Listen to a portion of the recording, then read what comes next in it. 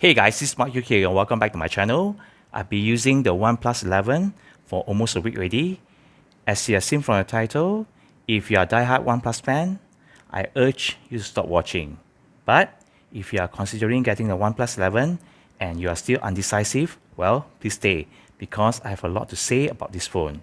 I've been a OnePlus fan since the beginning of OnePlus One. In fact, I was one of the earliest adopters in Malaysia to use the OnePlus One.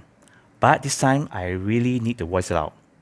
It's only the month of February, and I already start to ranting about a flagship. Gosh.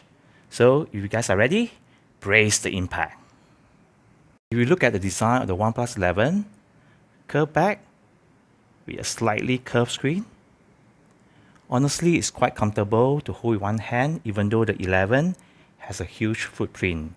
And this eternal green color, it's a nice looking color, pleasant to the eye. But as you can see here, the back glass is actually glossy.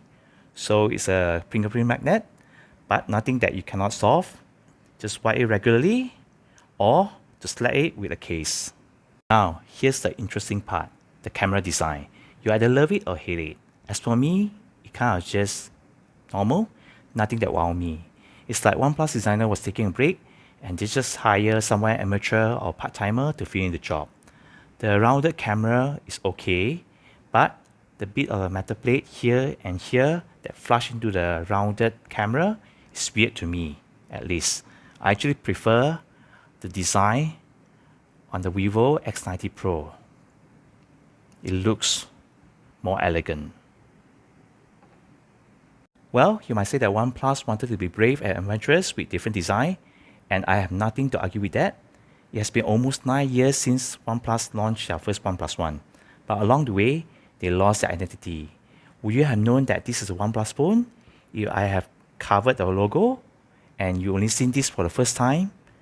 I doubt so. Well, look at this. You know that this is a Samsung phone, and you know that this is a phone from iQOO, and this is a phone from Honor, period. Easy to recognize.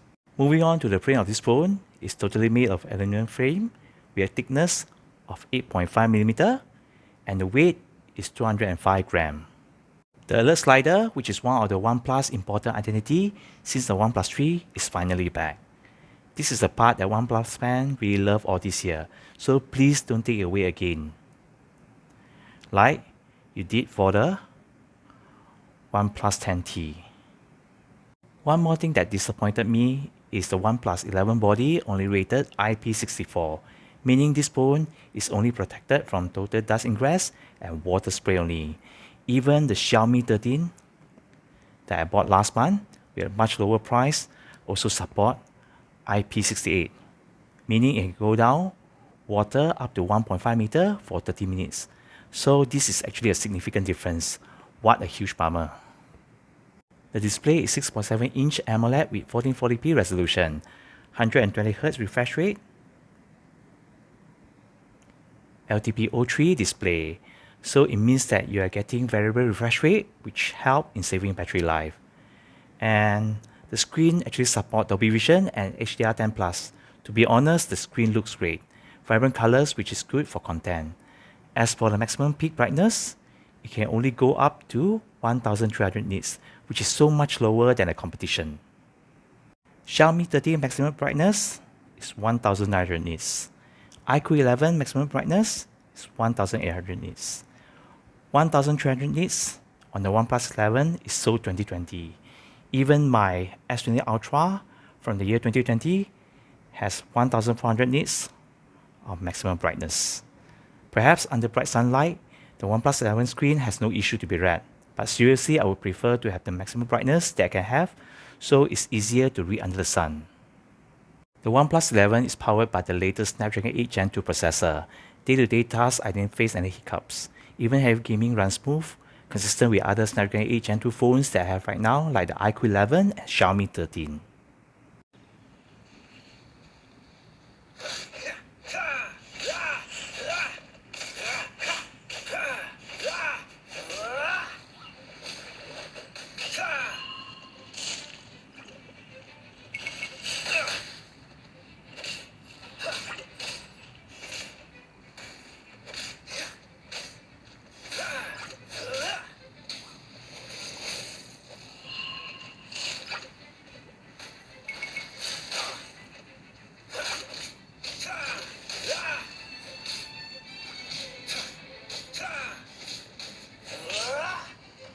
Software-wise, the OnePlus 11 runs on Oxygen OS 13, which is based on Android 13. And if you have used Oppo phone before, then you'll feel right at home.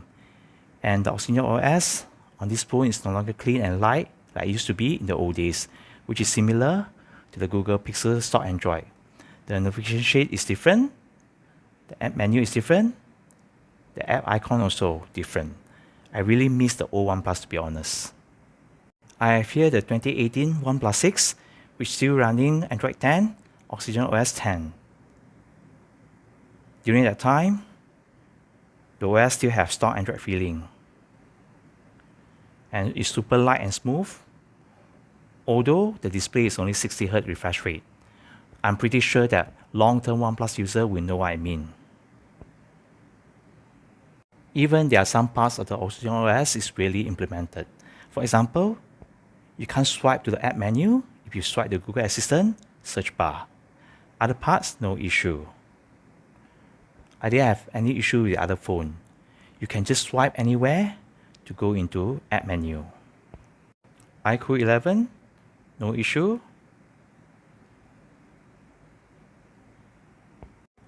S20 Ultra, no issue. Another one is that once you are in app menu, one thing you can't do is that to swipe down like other Android phone to go back to the home screen. You have to go to the top or swipe to the left or right to go back to home screen, which make it less user-friendly and inconvenient. Camera-wise, triple camera combo, which is supported by Hasselblad technology. 50 megapixel main camera with OIS, and you have 32 megapixel telephoto lens and 48 megapixel ultra wide lens. The photos are good during daytime and even night mode is enabled. As for video, 8K at 24 fps maximum, and video stabilization is not bad too, to be honest. My only complaint is telephoto lens. You can only do optical zoom up to 2x and digital zoom up to maximum 20x, which is a bit fallen behind the competition. Take for example the Xiaomi 13. Maximum optical zoom up to 3.2x and digital zoom up to 30x. Samsung Galaxy S23 Plus, maximum optical zoom 3x and maximum digital zoom up to 30x. You might argue that you don't use telephoto lens that often, but it will come really handy if you have the option to zoom further and clearer.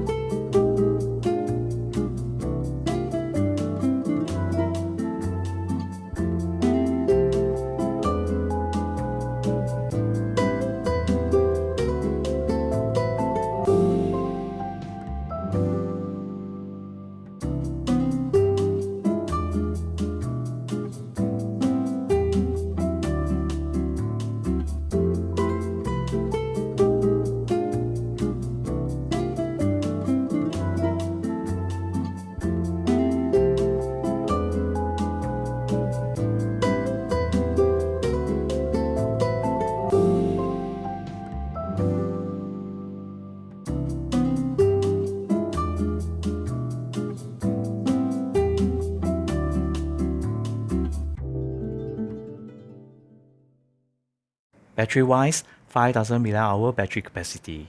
Screen on time of 7 hours plus with almost 2 days of battery life is not an issue. However, there are a few downgrades here. There's no wireless charging for the OnePlus 11. Even for Xiaomi 13 also has 50 watt of fast wireless charging supported. Last year OnePlus 10T supports 150 watt of insane charging, but this year OnePlus 11 goes down to 100 watt. Why OnePlus? Are you not confident of your own charging technology? One more thing, Type-C to Type-C charging for last year 10T, but this year you are getting USB-A to Type-C cable, which is weird. OnePlus is going backwards on this, to be honest. Lastly, the dual speaker test. The dual speakers are powered by Dolby Atmos and they sounded great and on par with the current flagship, to be honest. So let's hear them out.